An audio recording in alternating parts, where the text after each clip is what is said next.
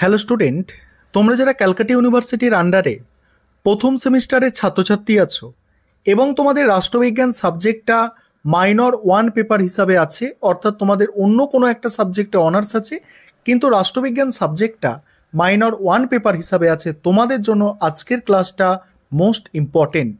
আজকের ক্লাসে তোমাদের 100% কমনযোগ্য সাজেশন নিয়ে আলোচনা করব। দেখো মডিউল ওয়ান থেকে দেখো, মডিউল ওয়ানের প্রথম যে অধ্যায় আছে, প্রথম অধ্যায় হচ্ছে রাজনীতির ধারণা, ক্ষমতা, কর্তৃত্ব। এখান থেকে এবারের জন্য তোমাদের বড় প্রশ্ন অর্থাৎ 15 নম্বরের প্রশ্ন কিন্তু এখান থেকে গুরুত্বপূর্ণ নয়। এখান থেকে তোমাদের ছোট প্রশ্ন আসতে পারে, টিকা আকারে তোমাদের প্রশ্ন আসতে পারে 5 নম্বরের। 5 নম্বরের যে প্রশ্নগুলো তোমরা এখান থেকে করবে সেগুলো হচ্ছে ক্ষমতা কাকে বলে, কর্তৃত্ব কাকে বলে, ক্ষমতা কর্তৃত্বের মধ্যে পার্থক্য, এমনকি ক্ষমতা কর্তৃত্বের মধ্যে সম্পর্কটাও তোমাদের এখানে করতে হবে। ভালো করে শোনো, ক্ষমতা কর্তৃত্বের মধ্যে সম্পর্ক করতে হবে, ক্ষমতা কর্তৃত্বের মধ্যে পার্থক্য করতে হবে, তারপর রাজনীতির আধুনিক অর্থ। এইগুলো তোমাদের কিন্তু 5 নম্বরের আকারে এখান থেকে তৈরি করতে হবে। এখান থেকে 15 নম্বরের প্রশ্ন আসার সম্ভাবনা এবারে তোমাদের নেই।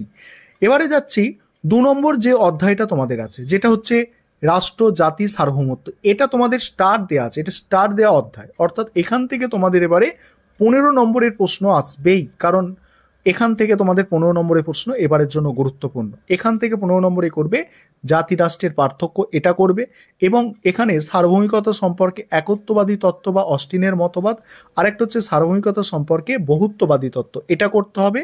আধুনিক রাষ্ট্রের সার্বভৌমিকতার অবস্থান, এটা করবে। এটা কম গুরুত্বপূর্ণ, তবে এখানে এই যে 3টে প্রশ্ন, এই 3টে মোস্ট ইম্পর্টেন্ট আছে।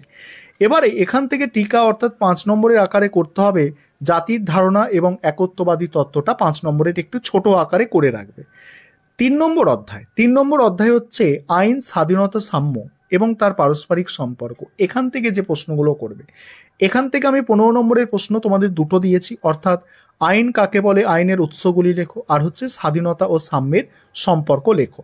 এর কোয়েশ্চেন প্যাটার্নটা তোমাদের একটু বলে দিই। তোমাদের 15 নম্বরের প্রশ্ন মাইনর পেপার থেকে 4টে পরীক্ষায় অ্যান্সার করতে হবে, অর্থাৎ 60 হচ্ছে, এবং 5 নম্বরের প্রশ্ন 3টে অ্যান্সার করতে হবে, অর্থাৎ এখানে হচ্ছে 75 নম্বরের তোমাদের হচ্ছে পরীক্ষা হবে মাইনর পেপারে। এবার এখানে 3 নম্বর অধ্যায় থেকে টিকা আকারে করবে আইনের উৎসগুলি লেখো, স্বাধীনতার রক্ষা কবচ, সাম্য কাকে বলে।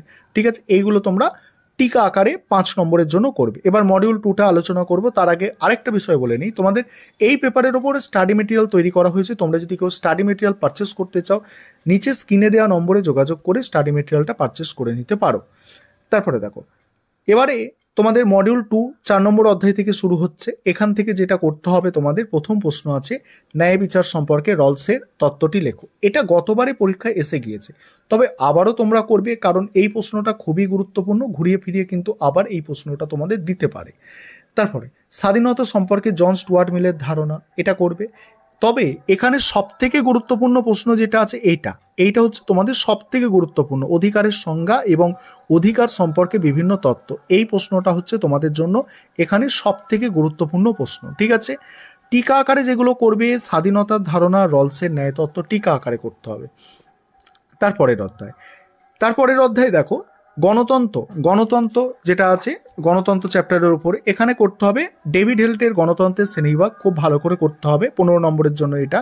ঠিক আছে, তারপরে কর্তৃত্ববাদী রাজনৈতিক ব্যবস্থার বৈশিষ্ট্য 15 নম্বরে করতে হবে, এবং টিকা আকারে 5 নম্বরে করতে হবে কর্তৃত্ববাদী রাজনৈতিক ব্যবস্থা, অংশগ্রহণমূলক গণতন্ত্র, এগুলো টিকা আকারে করবে।